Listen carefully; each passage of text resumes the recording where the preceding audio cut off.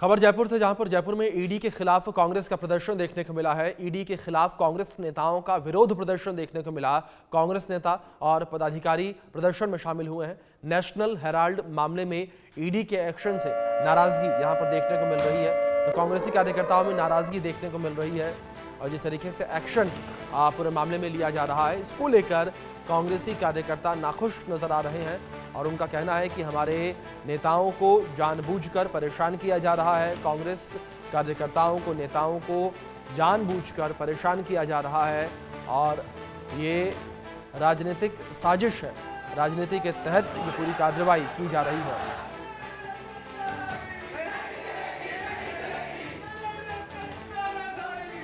तो कुछ तस्वीरें स्क्रीन पर आपके चल रही हैं, सुन सकते हैं किस तरीके से यहाँ पर नारेबाजी देखने को मिल रही है। हाथों में तख्तियां, बैनर लिए हुए लोग नजर आ रहे हैं, विरोध प्रदर्शन करते यहाँ पर नजर आ रहे हैं।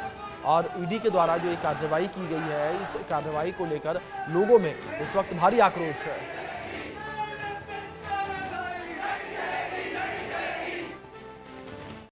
इस बीच आईपीएल से जुड़ी बड़ी खबर सामने आ रही है, जहां आईपीएल पर मैच फिक्सिंग का साया एक बार फिर से मंडराने लगा है और बीसीसीआई को एंटी करप्शन यूनिट से इस बारे में जैसे ही जानकारी मिली, उसने सभी फ्रेंचाइजी ओनर्स को एक अलर्ट जारी कर दिया है। इसमें ऐसे संदिग्ध लोगों से सावधान रहने की सलाह दी गई है और उन्हें तुरंत इस बारे में बोर्ड को सूचित करने का निर्देश दिया गया। ये अलर्ट टीम मालिकों के अलावा खिलाड़ियों और सपोर्ट स्टाफ को भी जारी किया गया है। ये बड़ी खबर जो इस बीच सामने आ रही है, तो सपोर्ट स्टाफ और तमाम खिलाड़ियों को भी नोटिस इसको लेकर जारी किया गया है, अलर्ट इसको लेकर जारी किया गया है। तो मैच फिक्सिंग का मामला निकल कर ये सामने आया है। आईपीएल पर मैच फिक्सिंग का साया मंडराता नजर आया और एंटी करप्शन यूनिट ने बीसीसीआई को सूचित किया। इस बीच हमारे स्पोर्ट्स एडिटर मनोज जोशी जी जुड़ गए हैं, सीधे उनका रुख करेंगे। मनोज जी, जिस तरीके से खबर निकलकर सामने आ रही है, सबसे पहले तो मैं आपसे समझना चाहूंगा कि आखिर पूरा मामला क्या है, किस तरीके से आईपीएल पर एक बार फिर से फिक्सिंग के आरोप लगते इस वक्त ये नजर आ रहे हैं। देखो जी, जो बिलियन डॉलर की जो लीग होती है वहां पर इस तरह के आरोप लगते हैं और पहले भी लगते रहे हैं। 2012-13 से जब ये सिलसिला शुरू हुआ और अब जो है चिंता की बात ये है कि जो एंटी करप्शन जो ब्यूरो है, जो बीसीसीआई का है, उसने बहुत साफ कर दिया है बीसीसीआई को कि एक हैदराबाद के एक बिजनेसमैन हैं जो इन सब चीज़ों से संलिप्त हैं। वो खिलाड़ियों के पास फैन की हैसियत से जाते हैं, उनसे संपर्क करते हैं, उनको पार्टीज में इनवाइट करते हैं और उनको महंगे गिफ्ट देने का ऑफर करते हैं और उन्होंने कहा कि वो होटल में भी उपलब्ध होते हैं, वहां भी आपको दिखाई देते हैं, मंडराते हुए दिख जाते हैं। मैच के दौरान मैदान पर भी दिखाई देते हैं, खिलाड़ियों के परिवार के सदस्यों से संपर्क करते हैं, कोचिज से संपर्क करने की कोशिश करते हैं। तो ये वाकई एक चिंता का सबब है, क्योंकि इस वक्त अगर इन पर ध्यान नहीं दिया गया तो निश्चित तौर पर जो है बीसीसीआई जो 2012-2013 की जो घटनाएं थी, जिसमें कई बड़े खिलाड़ी जो हैं वो उसमें शामिल हो गए थे, जिसमें अजीत चंदेला थे, अंकित चौहान थे और श्री संत थे, जिनको दिल्ली पुलिस ने गिरफ्तार कर लिया था। वो बात अलग है कि बाद में इन्हें क्लीन चिट भी दे दी गई और बीसीसीआई ने तो बैन भी लगा दिया था और फिर बाद में बैन उठाया और आईपीएल में वो दोबारा शिरकत नहीं कर पाए। जी मनोज जी, जिस तरीके से आपने जिक्र किया कि एक बिजनेसमैन हैदराबाद के वो लगातार देखे जाते हैं, स्पॉट किए जाते हैं, क्या उसको लेकर कोई कार्रवाई की गई है?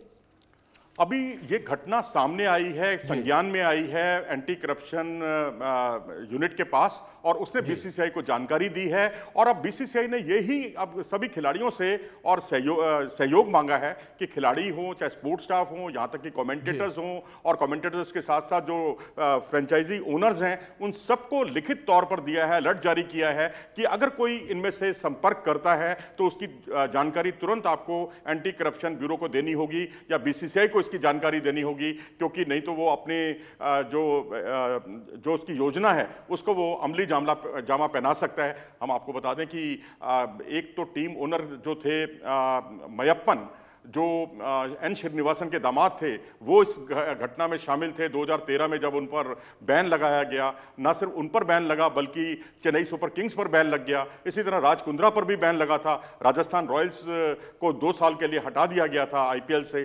तो वो एक बदनुमा दाग दोबारा ना लगे, क्योंकि इस तरह की घटनाएं बार बार होती हैं और वो एक तरह से किसी भी लीग को शर्मसार करने के लिए काफ़ी होती हैं। खिलाड़ी के साथ साथ जो दर्शक होते हैं खुद को ठगा हुआ महसूस ना करें, क्योंकि आप अगर आप स्पॉट फिक्सिंग की घटनाएं देखें तो वो बहुत ज़्यादा होती हैं और इस तरह की घटनाओं से आप इनकार नहीं कर सकते। यदि उसमें अगर खिलाड़ी भी शामिल कर लिया जाता है तो ये और भी ज़्यादा चिंता का सबब होता है। जी मनोज जी, दूसरी और जिस तरीके से अगर कुछ मुकाबलों को लेकर बात करें, जिसमें अगर कल के मुकाबले को लेकर बात करें, पंजाब और कोलकाता के बीच में मुकाबला था और अगर मैं ठीक हूं तो 111 रन पर पंजाब की टीम पहले बल्लेबाजी करते हुए ऑल आउट हो चुकी थी और यहां पर कोलकाता की टीम चेज करने के लिए उतरी थी और ये लग रहा था कि शायद 10 ओवर में ही मुकाबला चेज हो जाएगा और कोलकाता जीत जाएगी, लेकिन कोलकाता वहां पर हार जाती है, वो भी 16 रन से। ऐसे मुकाबलों को लेकर भी बड़े सारे सवाल उठते रहते हैं कि भाई आप किस तरीके से ऐसे हार जाते हैं, अचानक से आपके एक भी विकेट नहीं गिरे थे और 10 के 10 विकेट गिर जाते हैं। देखिए, इस तरह के सवाल तो देखो हमेशा उठते हैं और उठते रहेंगे, तमाम लीगों पर उठते रहेंगे, लेकिन जब तक पुख्ता सबूत ना हो तब तक उन पर उंगली उठाना बहुत मुनासिब नहीं होगा। क्योंकि इससे पहले भी हमने देखा जब मुंबई का मुकाबला था कोलकाता के साथ, तो 116 रन पर जो है ये टीम ढेर हो गई थी। कोलकाता के तो 3 या 4 मैच ऐसे हुए हैं जिसमें या तो अपोनेंट टीम को उन्होंने बहुत कम स्कोर पर आउट किया और उसके बाद खुद भी जो है बहुत जल्दी उन्होंने स्कोर को चेज कर लिया। मुंबई ने तो खैर कोलकाता का ये हश्र किया था। तो ये सारी चीज़ें होती हैं, क्रिकेट एक गेम का हिस्सा है, ये खेल का हिस्सा है, इसमें उतार चढ़ाव आते ही हैं। लेकिन हाँ, सोशल मीडिया में इस तरह की चर्चाएं जो हैं बहुत ज़्यादा उठती हैं, लेकिन हम उनकी बिल्कुल पैरवी नहीं करेंगे, क्योंकि जब तक कोई पुख्ता सबूत नहीं होंगे तब तक हम कुछ नहीं कह सकते इनके बारे में। लेकिन हाँ, ये जो हैदराबाद के बिजनेसमैन को लेकर अलर्ट किया गया है, जिनके बुकिस के साथ बहुत संबंध हैं, क्योंकि उसमें एक हीरा व्यापारी भी हैं, ये हम आपको एक ऑथेंटिक जानकारी दे रहे हैं। और इसके अलावा हैदराबाद के जो दूसरे बिजनेसमैन हैं जो इस कारोबार से जुड़े हुए हैं वो भी हो सकते हैं, क्योंकि उनके साथ भी एक धोखाधड़ी का मामला पिछले महीने ही दर्ज हुआ था। क्या ये वही तो नहीं है? लेकिन अभी उनका अधिकृत तौर पर कोई नाम नहीं आया है, लेकिन ये सबको अलर्ट जारी कर दिया गया है, जो बहुत स्वागत योग्य है। बिल्कुल मनोज जी, आगे देखना बड़ा दिलचस्प रहेगा कि क्या कुछ निकलकर इसमें सामने आता है। फिलहाल बहुत शुक्रिया आपका जुड़ने के लिए और इन तमाम जानकारियों के लिए। बागपत का 16 साल का छोरा सोशल मीडिया पर हीरो बन गया है। इस लड़के को दांतों से ट्रैक्टर खींचने का चैलेंज क्या मिला कि उसके सिर पर जुनून सवार हो गया। इस लड़के ने ना सिर्फ ट्रैक्टर बल्कि अपने जबड़े से स्कॉर्पियो कार तक खींच डाली। इस युवा का नाम है हनी गुज्जर, जो कि कक्षा 12वीं का स्टूडेंट है, लेकिन शौक पहलवानी का है। हनी गुज्जर का परिवार पहलवानी से संबंध भी रखता है और अब हनी गुज्जर जो है वो लगातार सोशल मीडिया पर वायरल होता हुआ नजर आ रहा है, जिसकी तस्वीरें स्क्रीन पर हैं आपके।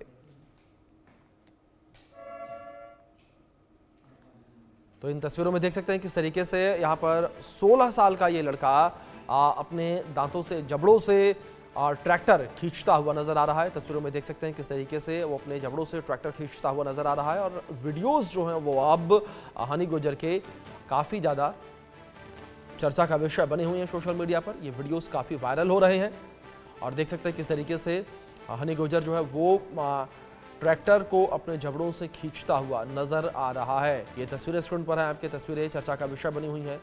बागपत की तस्वीरें हैं। बागपत में किस तरीके से यहाँ पर हनी गुज्जर नाम का 12वीं क्लास का ये स्टूडेंट जो है वो अपने दांतों से ट्रैक्टर को खींचता हुआ नजर आ रहा है और तस्वीरों में देख सकते हैं किस तरीके से सोशल मीडिया पर हनी गुज्जर अब छाया हुआ है।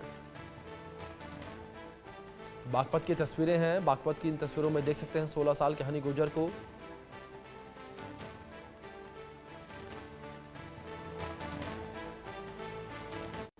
फिलहाल वक्त ब्रेक का, बने रहें इंडिया न्यूज के साथ। प्रधानमंत्री नरेंद्र मोदी के मार्गदर्शन और मुख्यमंत्री योगी आदित्यनाथ के कुशल नेतृत्व में यूपी में कायम हुआ है कानून व्यवस्था का राज। 2017 से पहले दंगे फसाद, अवैध कब्जे, उगाही और महिलाओं के विरुद्ध अपराध से जनता त्राहिमाम कर रही थी, लेकिन बीते 8 वर्षों में अपराध के प्रति जीरो टॉलरेंस से भयमुक्त हुआ है उत्तर प्रदेश। बड़े अपराधियों पर गैंगस्टर एक्ट और एनएसए की कार्रवाई की गई। दुर्दांत अपराधी या तो एनकाउंटर में मारे गए या सलाखों के पीछे पहुंचाए गए। माफिया के अवैध कब्जे से लगभग 3000 करोड़ की संपत्ति जब्त कर उन पर गरीबों के लिए बनाए गए हैं आवास। पुलिस कमिश्नरेट व्यवस्था, anti terrorist squad, special security force, महिला पीएसी बटालियन और सीसीटीवी कैमरों के जाल ने सुरक्षा व्यवस्था को बनाया है अत्याधुनिक। स्मार्ट पुलिसिंग का परिणाम है कि महाकुंभ 2025 में 66 करोड़ 30 लाख से ज्यादा श्रद्धालुओं ने पुण्य स्नान किया, लेकिन मामूली अपराध की घटना भी नहीं हुई। सेवा, सुरक्षा एवं सुशासन का आधार, डबल इंजन की सरकार। हिंसा, आगजनी और जहर, वक्फ पर कब थमेगा गदर?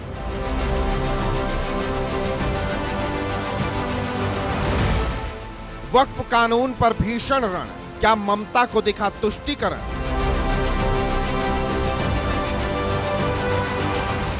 योगी ने खरी खरी सुनाई, ममता दीदी क्यों बौखलाई?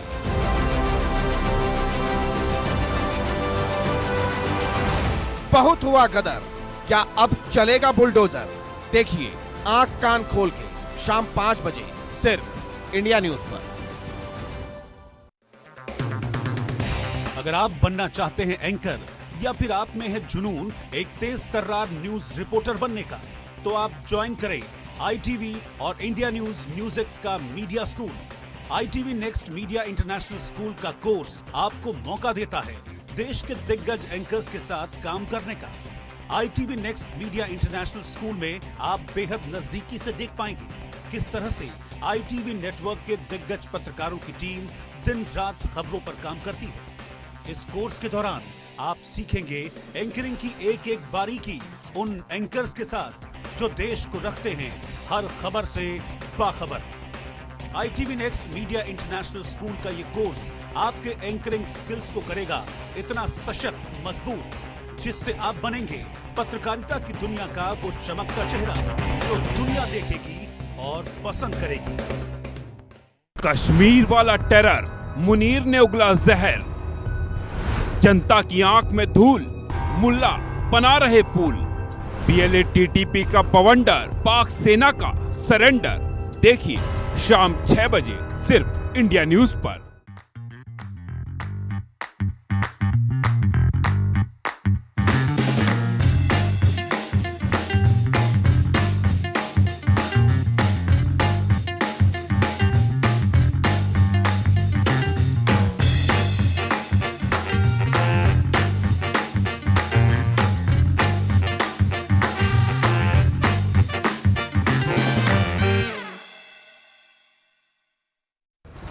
हिंसा, आगजनी और जहर, वक्फ पर कब थमेगा गदर?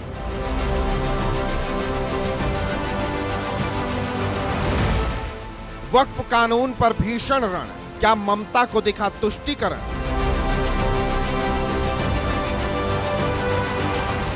योगी ने खरी खरी सुनाई, ममता दीदी क्यों बौखलाई?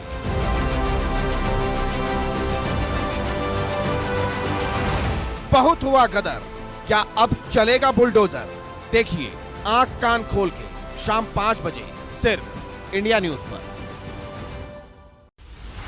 राजनीति, खेल और दुनिया की खबरें, धर्म, संस्कृति और राष्ट्रनीति की खबरें, देश की जनता के लिए इंसाफ की आवाज, खबरों से समाज में बदलाव का आगाज, आधी आबादी के संघर्ष और कामयाबी की कहानी, निष्पक्ष, बेबाक और बेखौफ नजरिया।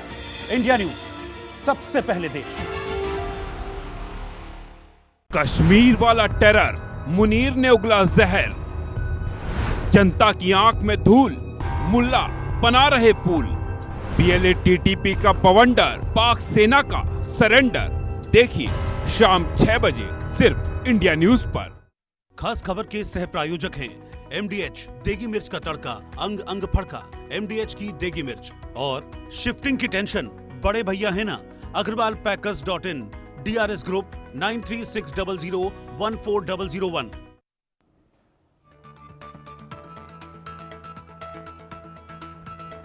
वक्फ कानून पर सुप्रीम कोर्ट पर सुनवाई पूरी। कपिल सिब्बल ने दी मुस्लिम विरासत की दलील, तो CGI ने तुरंत याद हिंदुओं की दिलाई।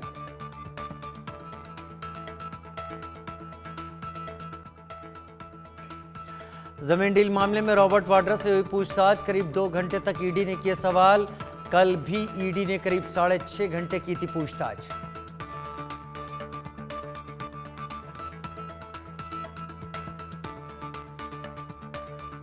नेशनल हेराल्ड केस में चार्जशीट के खिलाफ देश भर में ईडी दफ्तरों के बाहर कांग्रेस का प्रदर्शन। चार्जशीट में राहुल, सोनिया गांधी पर मनी लॉन्ड्रिंग के आरोप।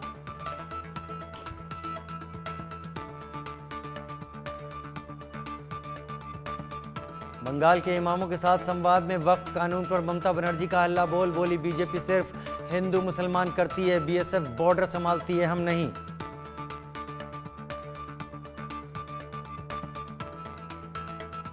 नासिक के काठे गली में तोड़ी गई अवैध दरगाह। बीते रात अतिक्रमण हटाने पहुंची पुलिस और नगर निगम की टीम पर पथराव किया गया। भीड़ को तितर बितर करने के लिए छोड़े गए थे आंसू गैस के गोले।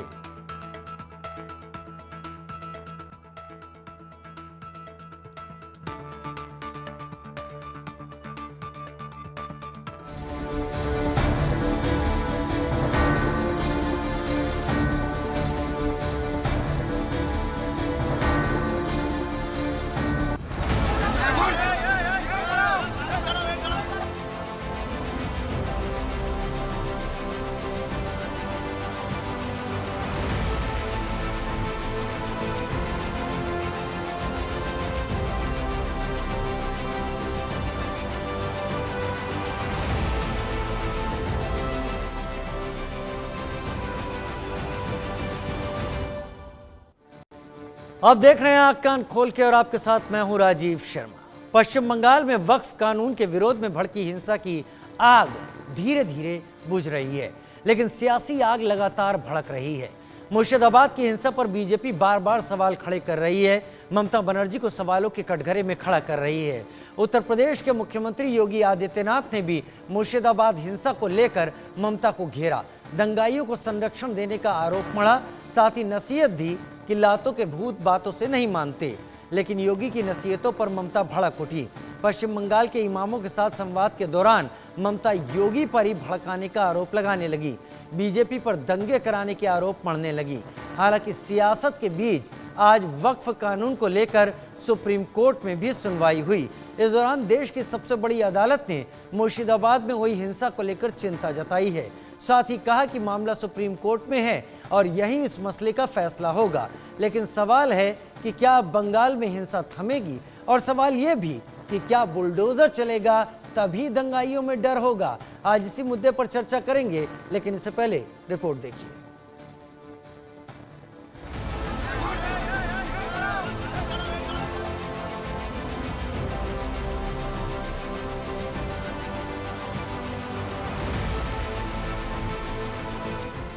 वक्फ के नाम पर जिन्होंने बंगाल को जलाया, विरोध के नाम पर जिन्होंने मुर्शिदाबाद को सुलगाया, आगजनी की, तोड़फोड़ की, पुलिस पर हमला किया, हिंदुओं को निशाना बनाया, उन दंगाइयों का इलाज क्या है? उन बवालियों की सजा क्या है? इस सवाल का जवाब यूपी के सीएम योगी आदित्यनाथ ने दिया। योगी ने बताया कि कैसे बंगाल की हिंसा रुकेगी, कैसे आगजनी थमेगी, कैसे दंगाई ठंडे होंगे, कैसे उपद्रवी पस्त पड़ेंगे। बंगाल जल रहा है, वहां की मुख्यमंत्री चुप है, दंगाइयों को शांति दूत कहती है। अरे लातों के भूत बातों से कहां मानने वाले हैं? लेकिन सेकुलरिज्म के नाम पर इन लोगों ने दंगाइयों को दंगा करने की पूरी छूट दे रखी है। पूरा मुर्शिदाबाद पिछले एक सप्ताह से चल रहा है। जोगी बड़ो बड़ो बात कर रहा है, सबसे बड़ा भोगी है।